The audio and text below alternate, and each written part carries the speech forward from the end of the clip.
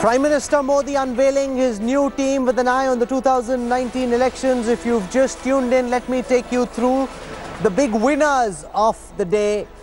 The biggest of them all, of course, Nirmala Sitharaman, India's new defense minister, the first woman to be a full-time occupant of the defense ministry. Indira Gandhi, as Prime Minister, held additional charge of defense. Nirmala Sitharaman, a former JNU freethinker, previously Minister of State for Commerce and Industry, now arguably the most important and the most powerful woman in India. Also on the list of those who got big promotions today, Piyush Goyal. His mother is unwell. She collapsed during the ceremony at Rashtrapati Bhavan. Our thoughts and prayers, we're wishing her a speedy recovery. It's a big day for him.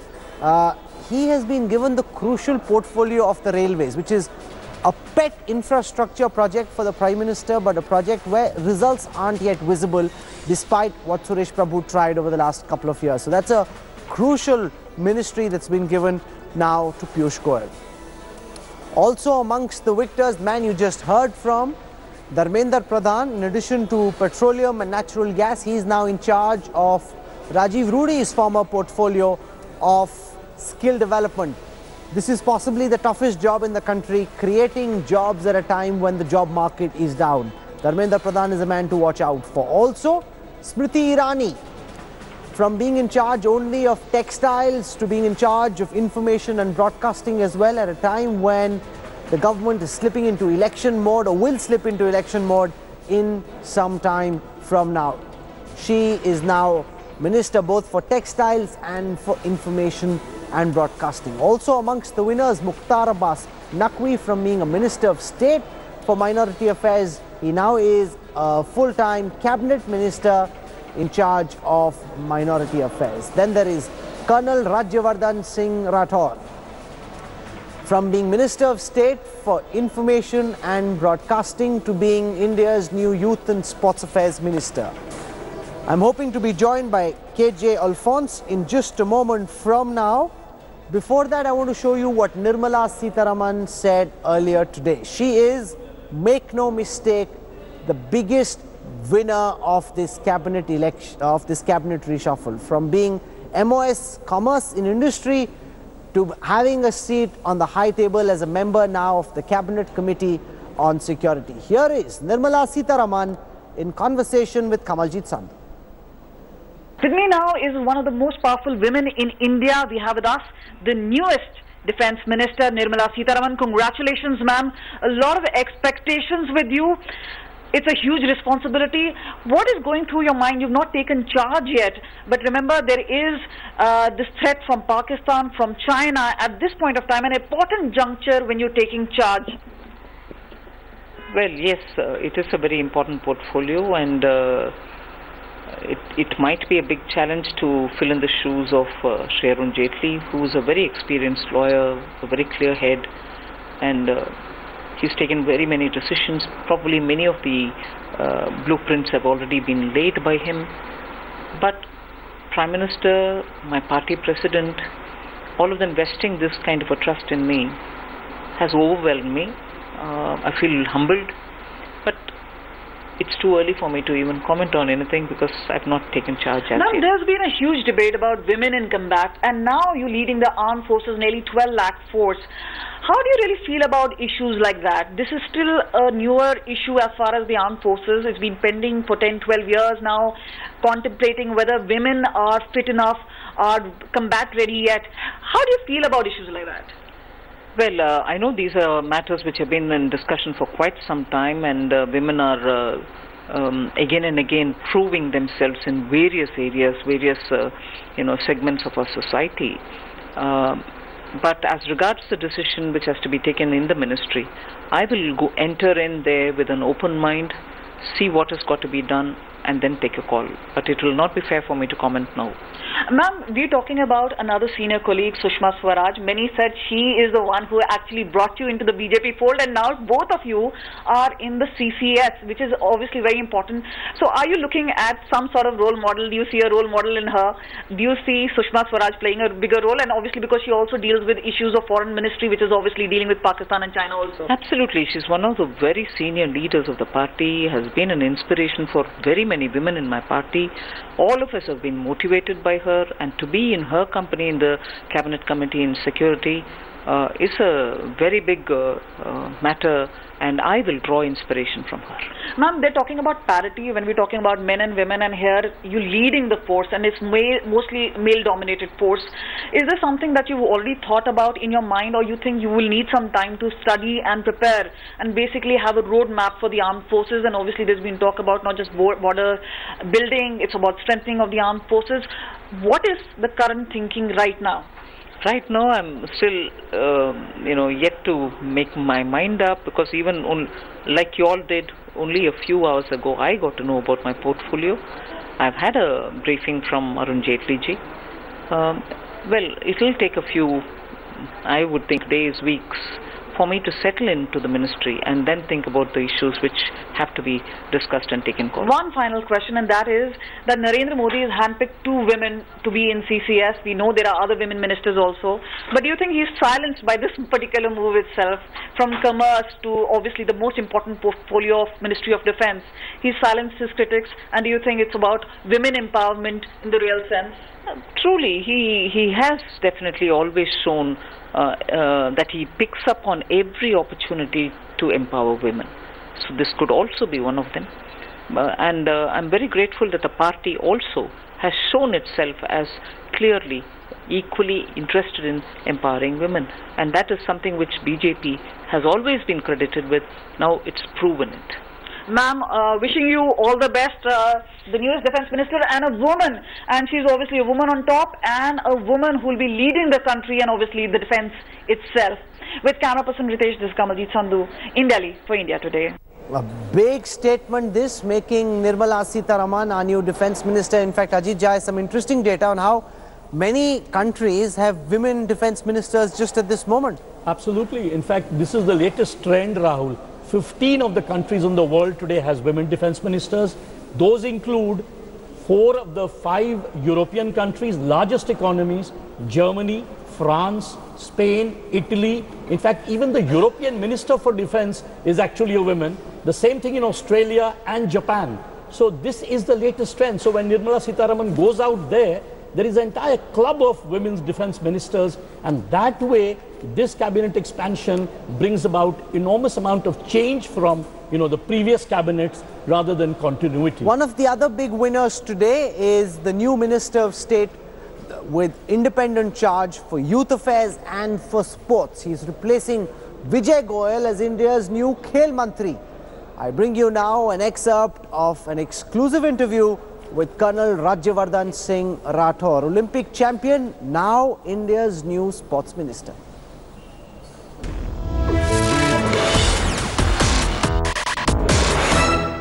What does it feel to be India's sports minister, given how much you understand of sports, given how much you've suffered the Indian sporting system?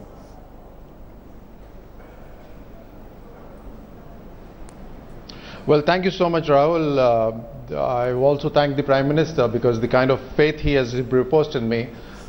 This portfolio, this ministry is dealing with one of the most important aspects. One is sports that we all love, and second is youth, the very large number of youth which is giving shape to the new India. So it is extremely important. Although this ministry, it's not a central subject, neither is the concurrent subject, but I still feel that there's so much that can be done in this ministry. Colonel Rathore, before you became a MP, before you became a minister, you were a sportsman. And I remember in years gone by interviewing you in the years before and after your Olympic medal, and you used to be so frustrated with the way the system was. Importing guns, even bullets, all of that used to be such a source of frustration. Is there a sense now that here is an opportunity to try and fix a system that has been corroded and corrupted over years, and finally you're in a position to undo all the damage that other sports people have had to suffer by trying to fix that system.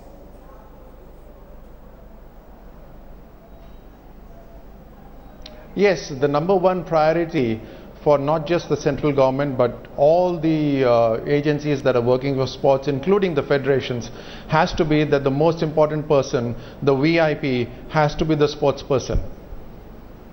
All problems which a sports person faces have to be eradicated. There has to be only one challenge for the sportsman, and that's overcoming his adversary. We all have to work for that. There are lacunas, there are systems which have been set in place which do not provide the sort of priority for the sports person to perform. Saturdays and Sundays the ministry is off. More or less most of the federations are off. At the grassroots level the sports is not being nurtured. Development of sport is not taking place. The top athletes are not getting the sort of resources that they need to be getting. All this needs to be worked at. It will take time, but this is going to be our priority. You know, I must tell our viewers that I remember once having an off-camera conversation with Colonel Rathore, and he'll permit me to reveal this on air. He said one of the big problems is that you've got all these netas who understand nothing about sports, who are in all the sports federations. And they're the ones who, you know, are suffocating these shooters, these athletes. They know nothing. Do you still feel that way? Because now you're an athlete at one level, but you're also a neta. Do you still feel that way? Now that you have an opportunity, Minister, how do you intend to, you know, do away with the suffocation you felt as an athlete in your prime?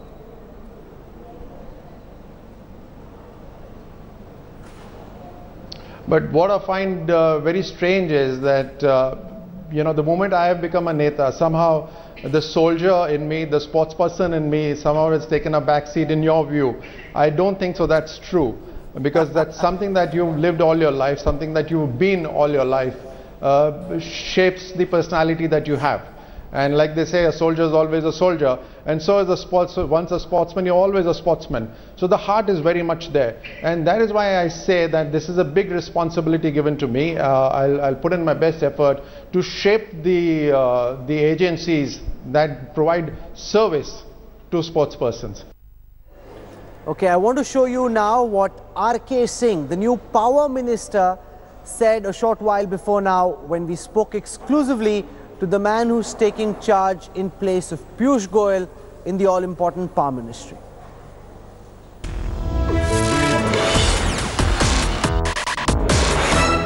R.K. Singh is the new Minister of State Independent Charge for Power and Renewable Energy. Mr. Singh, welcome to India today. Heartiest congratulations. Is this a pleasant but unanticipated surprise for you?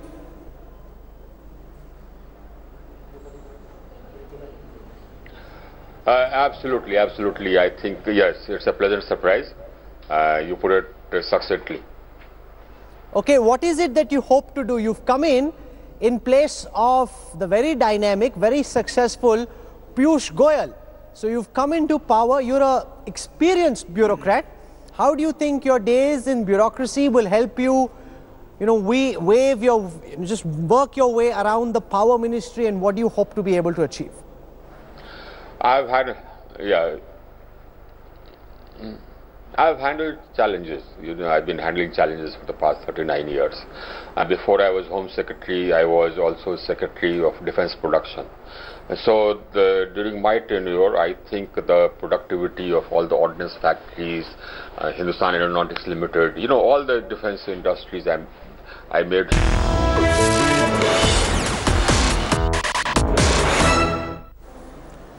Let's go across now, live and exclusive. Joining us is the man from God's own country, India's new Minister for Tourism, Delhi's former demolition man, former IAS officer, and now Modi Sarkar Mantri, KJ Alphons. From being an IIC regular to being a Modi Mantri, it's a big change and a very quick change. What are you making of this? You were Delhi's demolition man back in the day. As Tourism Minister, what kind of a Mantri do you hope to be, Mr. Alphons? Welcome. Congratulations. Thank you very much. But why do you give me such a destructive reputation? I'm also a creative guy. I've done a few creative things in my life. Yeah. No, but that's the one thing you did which stood out, which broke stereotypes, and you did something which hasn't been done much since or before. So therefore, it's not a destructive reputation.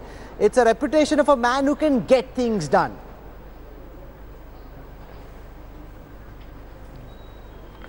Yeah, Rahul, it's very simple. I have these very simple rules, you know. When you are interested with a job, it's a job given to you by God, and so you just got to do it. I mean, the buck stops with me, no excuses anywhere, anytime, and I just got to do it. And it's pretty simple. I don't really see why bureaucrats make excuses, anybody make excuses. I mean, it's so simple to do things beautifully, you know. It's so easy. Why do you think you got picked of all ministries for tourism, and what do you hope to do as tourism minister?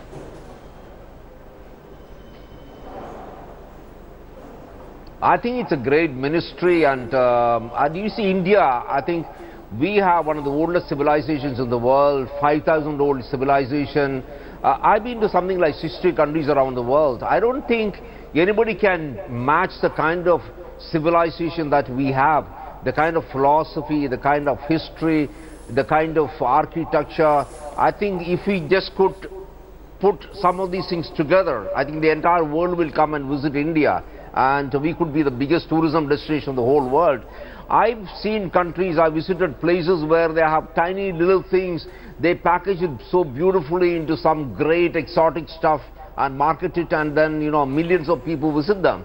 India has such incredible stuff, you know. We have to go beyond the incredible India, and we got to just market ourselves.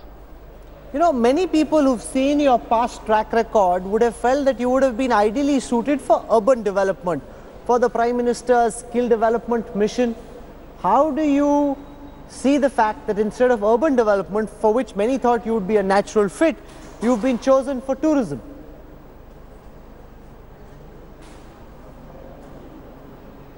I think the Prime Minister knows best who fits in where, and I'm extremely happy to be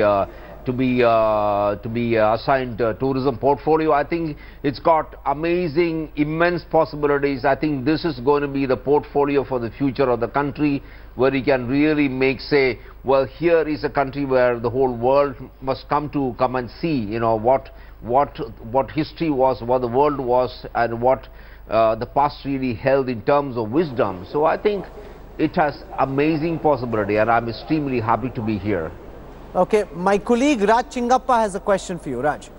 Mr. Alphons, congratulations firstly. And Sure. I was very, you know, I'm happy that you come from... Thank you, Raj. Thank you. I'm happy you come from Kerala, which is God's own country and has done fantastic work in tourism. But as you know, India, as you rightly pointed out, hasn't lived up to its potential. Among them is infrastructure. Among them is, you know, government policy on various issues in terms of whether taxation. It also requires states to cooperate. Now, one of the big issues came after GST, where the hotel rates above a certain, say, 7,500, you have to pay 28%. That's caused a lot of heartburn among hotel industries. What are the big issues that you plan to address when you're looking at tourism?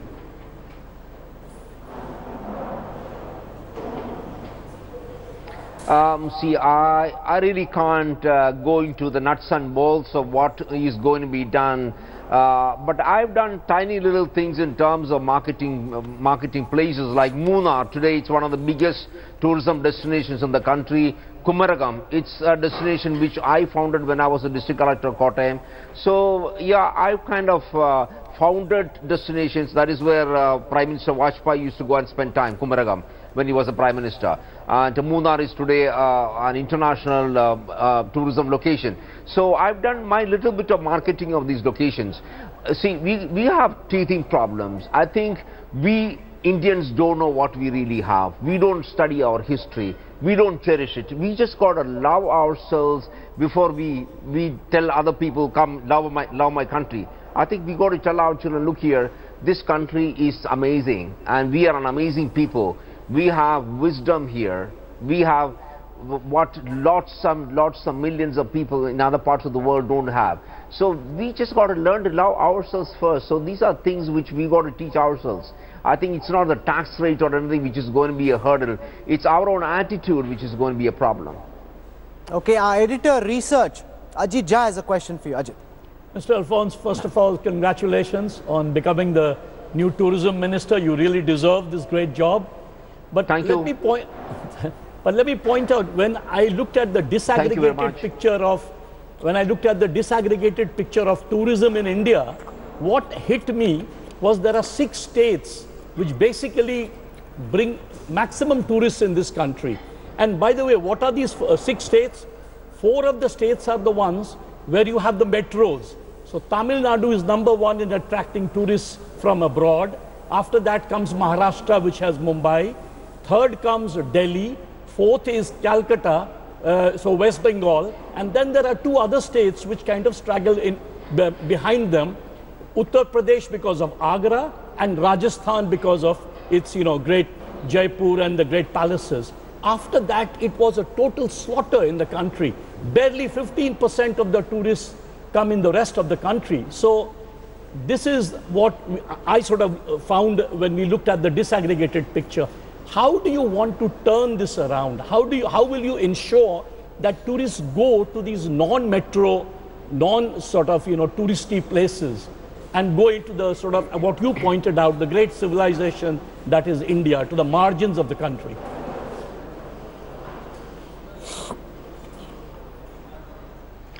See, I really think we just need to take place by place. I think each state has got its own very, very exotic locations which the state government and the people there have to really come out with and say this is a place which we want to market. Like recently I went to the Chariot Temple in Puri, and I found that the kind of facilities which is around there is pathetic. I mean, it's one of the most ancient heritage we have. I mean, I expected millions of people to be there. I found there were just a dozen people there. I mean, what is happening? I mean, so we have plenty of very, very exotic places around this country. I think we just got to nourish them. We got to create simple infrastructure. Like, where do we have toilets? Do we have clean toilets at any of these places? Like the other day I was reading Hampi. It is such a fantastic tourism destination, but it has got no infrastructure. I think we got to consciously say we got to build basic infrastructure which is internationally acceptable. I think these are the things which we need to work on. Internationally acceptable infrastructure right where these exotic locations are, and each state has got its own location. So we got to really work on a location by location basis and really come out with international standards. Before I let you go, Minister, I'm very fascinated by your passion and the energy that you're exuding, and I do hope you're able to make a difference in the portfolio you've been given. Is your appointment also in some senses, Mr. Alphons, a message to the Christians of Kerala? I was in Kerala just a couple of weeks ago. The BJP desperate to try and make inroads in the southern state. The Christians of Goa voted for Parrikar in the previous assembly elections. Is this appointment of yours also an attempt to reach out to the Christian community in Kerala and get them to vote for the BJP, or to, in some extent at least, in the next elections?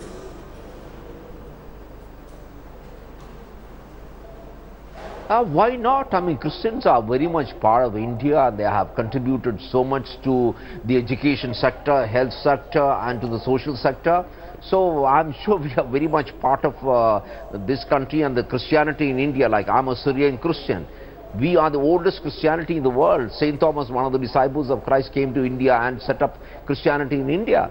So why not? I mean, we have done incredible work, and when the Honorable Prime Minister says, this country belongs to everybody, he means it. And exactly, we are all together, including Christians. Everybody is together. Well, and the I message can tell is very, you very at this clear. moment there's a big split in the Christian community in Kerala about whether Alphons has done the right thing or not. But he's convinced that, and he'd like to lead the way and show the path to others as well. It's also Onam. So this has obviously been a fantastic Onam for you. Wishing you, Minister, a very, very happy Onam as well.